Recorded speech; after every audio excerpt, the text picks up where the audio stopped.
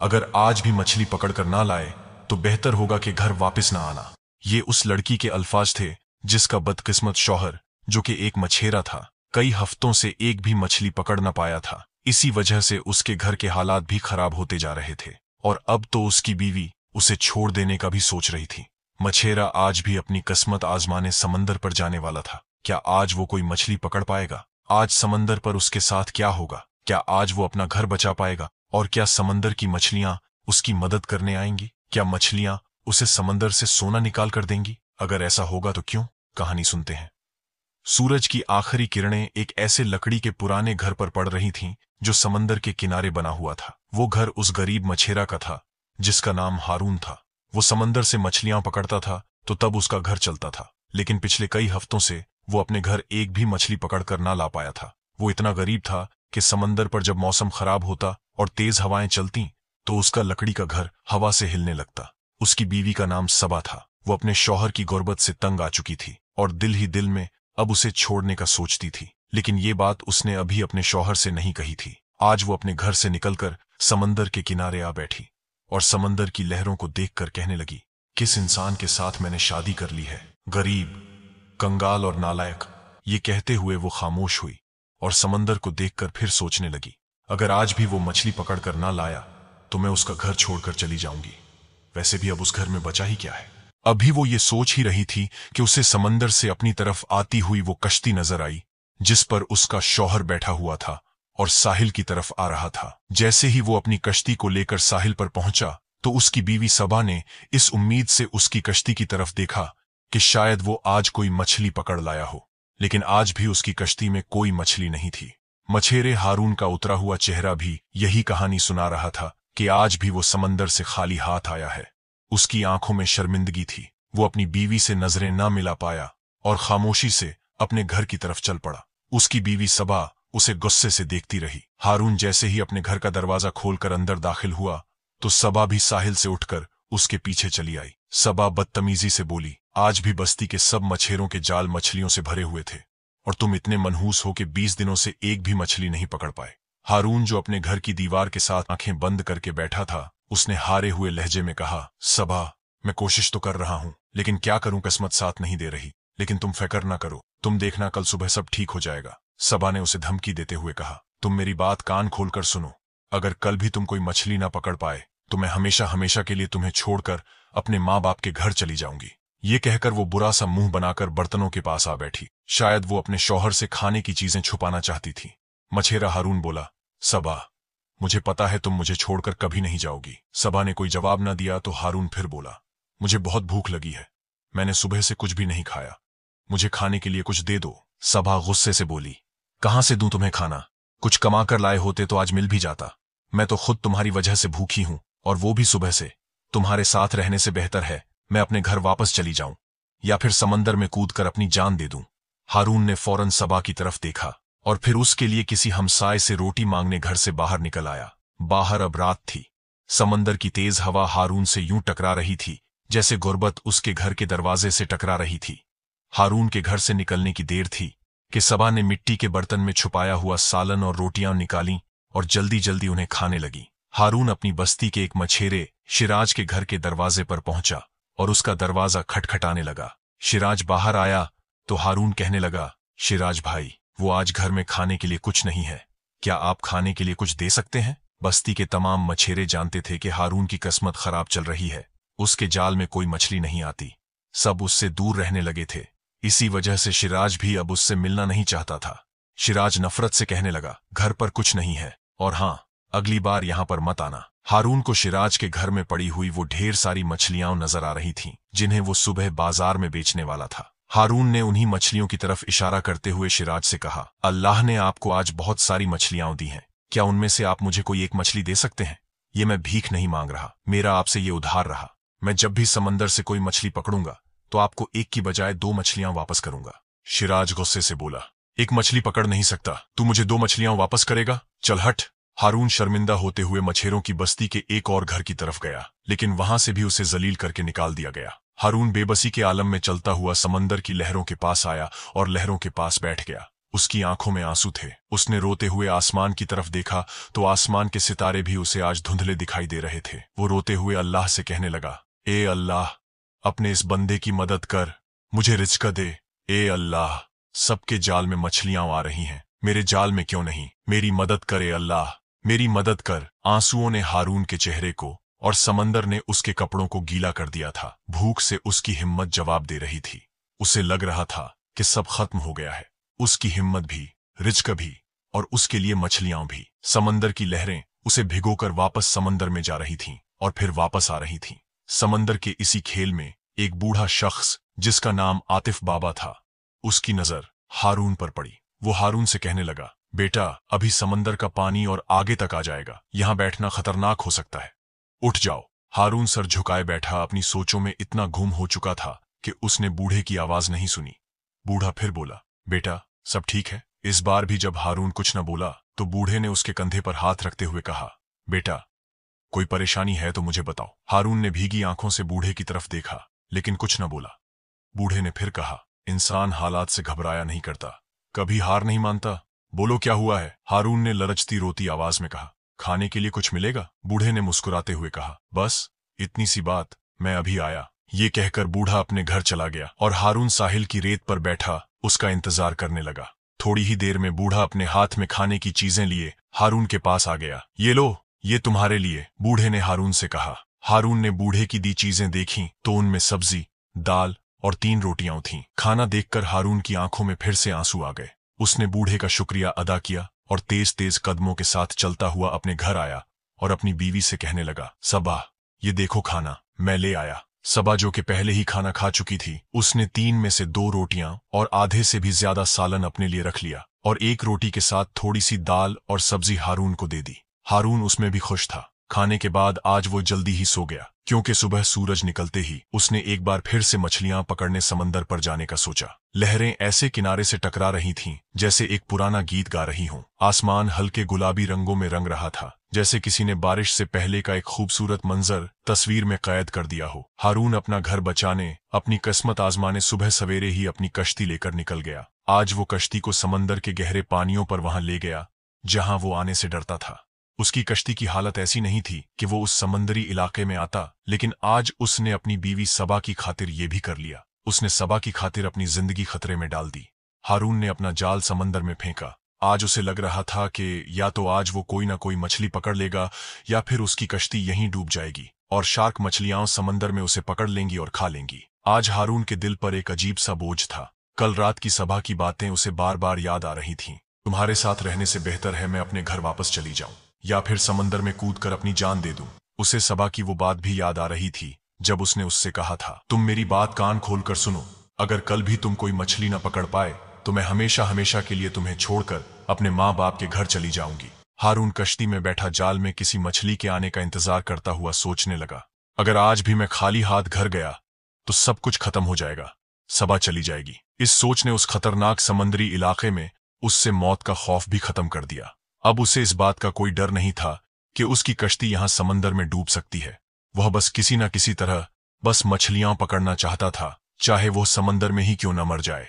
ये उसकी अपनी बीवी से सच्ची मोहब्बत थी जिसे वह चंद पैसों की खातिर समझ ना पा रही थी। शायद अगर वह उसकी हिम्मत बनती तो हारून पर ऐसे दिन ही न आते। शायद कुदरत हारून को उसकी बीवी का असल चेहरा दिखाना चाहती थी। यही वजह थी कि कई घंटे गुजर जाने के बाद भी हारून अब तक कोई मछली ना पकड़ पाया था। दोपहर हो गई, गर्मियों का सूरज आग बरसाने लगा, लेकिन उसका जाल अब भी खाली ही था। 3 बजे के करीब उसकी नजर एक ऐसी कश्ती पर पड़ी जहां पर खड़े शख्स का चेहरा कुछ जाना पहचाना था। वह कोई और नहीं बल्कि शिराज था, वही शिराज जिसने कल रात हारून को जलील करके अपने घर के दरवाजे से वापस भेज दिया था। वह अपनी कल वाली मछलियां बाजार में बेच देने के बाद अब फिर से और मछलियां पकड़ने गहरे समंदर पर आ चुका था। उसकी कश्ती हारून की कश्ती से कहीं बड़ी और मजबूत थी और मछली पकड़ने का सामान भी उसके पास हारून से कहीं ज्यादा बेहतर था। हारून उसकी कश्ती के करीब आया तो उसने देखा कि शिराज की कश्ती मछलियों से भरी हुई थी और उसके जाल में अब भी और मछलियां आ रही थीं जिन्हें वह समंदर से निकालकर वापस जा रहा था। वापस जाते हुए उसने हारून को शर्मिंदा करने के लिए अपनी कश्ती में पड़ी वह सबसे बड़ी मछली दिखाई जिसकी कीमत इतनी थी कि उसे बेचकर उसका 1 महीना आराम से गुजर सकता था। ये मंजर देखकर हारून को अपनी बदनसीबी पर अफसोस होने लगा। उसे यकीन हो गया कि आज भी वो खाली हाथ ही घर जाएगा, और हुआ भी ऐसा ही। रात के अंधेरे में जब वह वापस अपने घर आया तो उसने डरते हुए घर का दरवाजा खोला कि कहीं सबा घर छोड़कर ना चली गई हो। लेकिन उसे तब इत्मीनान हुआ जब उसने सबा को अपने घर में देखा। हारून सबा से झूठ बोलते हुए कहने लगा, आज एक बहुत बड़ी मछली मेरे हाथ लग गई थी। मैं उसे कश्ती पर लाने ही वाला था कि वह मेरे हाथ से निकलकर समंदर में गिर गई। मैं कल उसे पकड़ ही लूंगा। सबा अपने बिस्तर पर लेटी उसकी बात सुनती रही, लेकिन कुछ ना बोली। हारून ने एक ग्लास में पानी भरा और उसे पीने से पहले सबा की तरफ देखा और आहिस्ता से कहने लगा, सबा, मुझे पता था तुम मुझे छोड़कर नहीं जाओगी। मैं हिम्मत नहीं हारूंगा। देखना, अच्छे दिन जल्द आएंगे। सबा को उसकी बातों में अब कोई दिलचस्पी न रही। वो उसे छोड़ने का फैसला कर चुकी थी। उसने अपने सारे कपड़े एक संदूक में बंद कर लिए थे। वो रात का अंधेरा खत्म होने का इंतजार कर रही थी और सुबह की किसी ट्रेन से अपने माँ बाप के घर जाने वाली थी। लेकिन हारून अभी ये बात नहीं जानता था। हारून चाहे आज कोई मछली न पकड़ पाया था, लेकिन अपनी बीवी को अपने साथ पाकर उसे जिंदगी में कुछ उम्मीद नजर आने लगी। उसे लगने लगा कि वो उसके बुरे वक्त में उसके साथ खड़ी है। वो उसे छोड़कर नहीं जाएगी। इसी वजह से आज वो कल की तरह परेशान नहीं था। आज वो फिर से अपनी बीवी के लिए खाना लेने उसी साहिल किनारे जा बैठा जहां वो बूढ़ा कल उसके लिए खाना लेकर आया था। लेकिन आज बूढ़ा कहीं नजर नहीं आ रहा था। हारून की बेचैनी बढ़ने लगी। हारून ने इधर उधर देखकर खुद से सवाल पूछा, अगर आज वो बूढ़ा ना आया तो मैं सबा के लिए घर खाना कैसे लेकर जाऊंगा। वक्त गुजरता गया। रात गहरी, सितारे और रोशन, हवा मजीद सर्द और लहरें और भी तेज होने लगीं। अब साहिल किनारे बैठकर बूढ़े का इंतजार करना फजुल था। आज वो नहीं आने वाला था। हारून मायूस होकर अपने घर चला आया। आज जिंदगी में वो पहला मौका था जब वो अपनी बीवी के लिए खाने की कोई चीज ना ला पाया था। सबा रात का खाना खाकर सुबह के इंतजार में सो चुकी थी, जबकि हारून भीगी पलकें लिए उन बर्तनों को देख रहा था जिनमें सबा खाना रखा करती थी। उसने घर के बर्तनों को इस उम्मीद से देखना शुरू किया कि शायद उनमें से खाने की कोई चीज मिल ही जाए। उसकी नजर एक पतीली पर पड़ी जिसे देखकर लगता था कि शायद उसे छुपा कर रखा गया है। हारून ने उसे खोला तो उसकी आंखें खुली की खुली रह गईं। वो पतीली पके हुए चावलों से भरी हुई थी। वो खुशी से बोला, सबा देखो चावल। ये कहते ही वो रुक गया और आगे की बात ना कह पाया, क्योंकि वो समझ गया था कि ये चावल सबा ने उससे छुपा कर रखे हुए थे। लेकिन घर में जब कुछ था ही नहीं तो ये चावल सबा के पास आए कहां से। जब उसने सोचा तो उसे याद आया कि 1 महीना पहले जब उसने मछली पकड़ी थी तो वो उसे बेचकर चावल लेकर आया था, और तब से उसके घर में एक बार भी चावल नहीं पके थे। वो समझ गया था कि उन चावलों को सबा ने अपने लिए संभाल कर रख लिया था और उन्हें आज पकाया है। उसे इस बात का इतना दुख नहीं था कि सबा ने सिर्फ अपने बारे में सोचा, बल्कि उसे तो इस बात की खुशी थी कि वो आज भी भूखी नहीं सोई। हारून ने अपना पेट भरने के लिए वही चावल खाए जो सबा छुपा कर सोई थी। आधी रात को समंदर का पानी और आगे आ जाता था। पानी उस घर के करीब तक पहुंच जाता था जहां हारून और सबा रहते थे। आज भी समंदर का पानी उनके घर के करीब आ चुका था, जिससे उनके घर में सर्दियों जैसी ठंड हो गई थी। हारून ने चादर ली और बिस्तर पर लेटकर घर की खिड़की से बाहर समंदर की लहरों को आता जाता देखकर यही सोचने लगा कि आज वो सुबह से भूखा था और सबा ने फिर उससे चावल छुपा कर रखे। इन्हीं सोचों में वो सो गया और समंदर पर सुबह हो गई। आज वो सुबह हुई थी जो हारून को सबा का असल चेहरा दिखाने वाली थी। आज वो सुबह थी जो सब कुछ बदल देने वाली थी।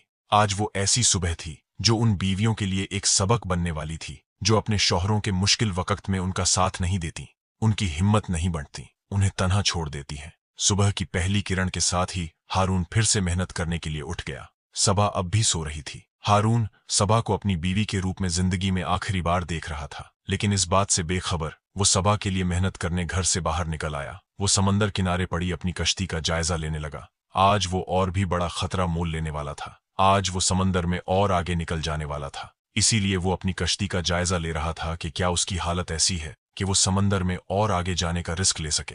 इतनी देर में सबा भी उठ चुकी थी। उधर हारून कश्ती लेकर समंदर पर रवाना हुआ। इधर सबा रेलवे स्टेशन के लिए रवाना हुई। वो अपना घर और अपना शौहर छोड़कर हमेशा हमेशा के लिए वहां से चली गई। सूरज अब थोड़ा और ऊपर आ चुका था। हारून ने अपना जाल उठाया और समंदर में फेंक दिया। उसके हाथ ठीक जाल की रस्सी पर थे, हर बार की तरह एक उम्मीद और मछली का इंतजार। लेकिन फिर अचानक उसका जाल हिलने लगा। जाल भारी लग रहा था। हारून अपने हाथों से जाल खींचने लगा और फिर जब जाल पानी से बाहर आया तो हारून की आंखों में चमक आ गई। जाल के अंदर एक बड़ी सी मछली थी, लेकिन सिर्फ वो नहीं, उसके छोटे छोटे बच्चे भी थे। मछली जैसे उसे देख रही थी। हारून ने जिंदगी में पहली बार ऐसी आंखें देखी, गहरी, बेचैन और मदद तलब। उसके मासूम छोटे बच्चे जाल में फंसे हुए थे, बेचैन और बेबस। हारून का दिल पिघल गया। उसने आहिस्ता से जाल खोला और मछली के छोटे छोटे बच्चों को निकालकर पानी में छोड़ दिया। वो फौरन तैरती हुई अपनी माँ के गिर्द घूमने लगी, लेकिन उनकी माँ अब भी जाल में थी। मछली के बच्चे चाहते थे कि किसी तरह वो अपनी माँ को जाल से आजाद करवा लें। वो चाहते थे कि समंदर में अपनी जिंदगी वो अपनी माँ के साथ ही गुजारें। हारून ने जब ये मंजर देखा तो वो सारी कहानी समझ गया, पर वो मजबूर था। वो अपना घर बचाने और उसे चलाने के लिए हर हाल में कोई न कोई मछली पकड़कर ही आज अपने घर जाना चाहता था। लिहाजा उसने जाल को पूरा कश्ती के अंदर खींच लिया और मछली कश्ती में आकर तड़पने लगी। कश्ती से बाहर मछली के बच्चों की आंखें ऐसी लग रही थीं जैसे वो रो रहे हों। मछली चाहे कश्ती में आ गई थी, लेकिन उसके बच्चे अब भी कश्ती के साथ तैर रहे थे। हारून की नजर फिर से मछली के बच्चों पर पड़ी। उनकी हालत देखकर हारून को उन पर तरस आ रहा था, लेकिन अगर आज वो मछली को छोड़ देता तो आज उसके घर में खाने को कुछ भी नहीं था, और शायद कल वो भूख से हिम्मत हारकर फिर मछली पकड़ने समंदर पर ना आ पाता, और शायद उसकी कहानी ही खत्म हो जाती। यानी हारून को लग रहा था कि आज उसके पास जिंदगी का आखिरी मौका है। आज उसे किसी भी हाल में उस मछली को समंदर में वापस नहीं छोड़ना। हारून ने जो मछली पकड़ी थी वो इतनी बड़ी थी कि अगला 1 महीना उसका आराम से गुजर सकता था। मछली कश्ती में तड़प रही थी और उसके बच्चे कश्ती से बाहर पानी में। हारून ने एक नजर कश्ती में पड़ी मछली पर डाली और दूसरी नजर समंदर में उसके बच्चों पर। अब वक्त ज्यादा नहीं था। कश्ती में पड़ी मछली बस मरने ही वाली थी। हारून ने एक गहरी सांस ली और कश्ती में तड़पती मछली उठाकर समंदर में फेंक दी। वो रोता हुआ उस मछली को देखकर कहने लगा, जा, चली जा। आज पहली बार उसे लगा कि वो सिर्फ एक मछेरा नहीं बल्कि एक इंसान भी है। बड़ी मछली ने समंदर की गहराइयों में जाने से पहले एक पल के लिए हारून को देखा, जैसे वो हारून का शुक्रिया अदा करना चाहती हो। मछली के बच्चे अपनी माँ से मोहब्बत का इजहार कर रहे थे। इसके बाद मछली अपने बच्चे लेकर समंदर की गहराइयों में कहीं चली गई। हारून अपना सर पकड़कर कश्ती में बैठ गया और कहने लगा, ये मैंने क्या कर दिया। थोड़ी देर खामोशी के बाद वो फिर बोला, अगर आज मैं खुश नहीं हूं तो क्या हुआ, आज वो मछली और उसके बच्चे तो खुश है ना। ये कहते ही वो आंखें बंद करके अपनी कश्ती से टेक लगाकर बैठ गया और खुद में ही कहीं गुम हो गया। लेकिन फिर उसे अपनी कश्ती से किसी चीज के टकराने की आवाज सुनाई दी। हारून ने कश्ती से झुककर नीचे पानी की तरफ देखा। उसे पानी में कुछ चमकता हुआ दिखाई दिया। सोना, एक छोटा सा सोने का टुकड़ा। वही मछली पानी से बाहर आई थी, उसके मुंह में सोने का एक छोटा टुकड़ा। हारून ने सोना पकड़ा तो एक पल के लिए लहरें फिर से उठीं और मछली समंदर में चली गई। हारून को अब मछली पकड़ने की जरूरत नहीं थी। वो सोने को बेचकर अपनी कई हफ्तों की जरूरतें पूरी कर सकता था। वो खुशी खुशी अपने घर वापस आया तो घर में सिर्फ खामोशी थी। उसने आवाज दी, सबा, मगर कोई जवाब न आया। उसके दिल में एक अजीब सा खौफ जागा और अचानक उसे सबा की कही हुई ये बात याद आई, अगर कल भी तुम कोई मछली ना पकड़ पाए तो मैं चली जाऊंगी। कहीं सबा सच में तो नहीं चली गई? हारून ने अपना सर पकड़ लिया। नहीं, ऐसा नहीं हो सकता। हारून के दिल में बेचैनी बढ़ने लगी। वो तेजी से बाहर निकला, इधर उधर देखा, मगर सबा कहीं ना थी। फिर उसे याद आया कि उसके पास सबा के बाप का नंबर है, लेकिन हारून के पास ना मोबाइल था और ना ही उसे फोन करने के पैसे। उसने करीबी बाजार में जाकर सोना बेचा और सबा के बाप को फोन किया। दूसरी तरफ से एक सख्त आवाज सुनाई दी। सबा के बाप की आवाज सुनाई दी, जिसने उसे बताया कि सबा उसी के घर पर है और अब वो उसके साथ रहना तो दूर, उसकी शक्ल भी नहीं देखना चाहती। उसने आइंदा उसे फोन न करने का कहा। दिन गुजरते गए। हारून की सारी कोशिशें नाकाम रहीं। हारून और सबा का रिश्ता हमेशा के लिए खत्म हो गया। उस दिन उन दोनों का रिश्ता कानूनी तौर पर खत्म हो गया था। उस रात हारून समंदर किनारे आ बैठा। आज उसके पास पैसा था, सबा नहीं थी। सबा उसके लिए नहीं, सिर्फ पैसों के लिए उसके साथ थी। जैसे ही पैसा खत्म हुआ वो चली गई। जो साथ छोड़ने वाले होते हैं वो किसी भी हाल में छोड़ जाते हैं। जो असल में अपने होते हैं वो अच्छे बुरे वक्त में साथ निभाते हैं। ये कहानी हमें एक नहीं कई सबक देती है। जिंदगी में अच्छा बुरा वक्त आता रहता है, मगर मुश्किल वक्त ही हमें बताता है कि हमारे अपने कौन हैं और गैर कौन। जो मुश्किल में साथ देते हैं वही हमारे असल साथी होते हैं। अच्छे वक्तों में तो गैर भी साथ दे देते हैं। अगर आप इस कहानी का अगला हिस्सा देखना चाहें, जहां हारून की जिंदगी में मजीद अजीब वाकयात होंगे, तो कमेंट्स में बताएं। वो एपिसोड और ज्यादा अच्छी होगी, जिसके बाद आप तीसरी एपिसोड भी देखना चाहेंगे। और हाँ, बेल आइकॉन दबाएं, अगली कहानी आप तक फौरन पहुंच जाए। कहानी खत्म हुई मगर एहसास बाकी है। मिलते हैं अगली कहानी में, तब तक अपने दिल को कहानियों से जिंदा रखिए।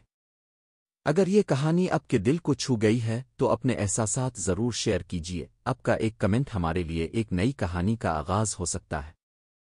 सब्सक्राइब करें ताकि अगली दास्तान आप तक सबसे पहले पहुंचे और इस सफर में हमारे हमसफर बने रहें। क्योंकि हर दिल में एक कहानी छपी होती है, शायद अगली बार वो कहानी आपकी हो।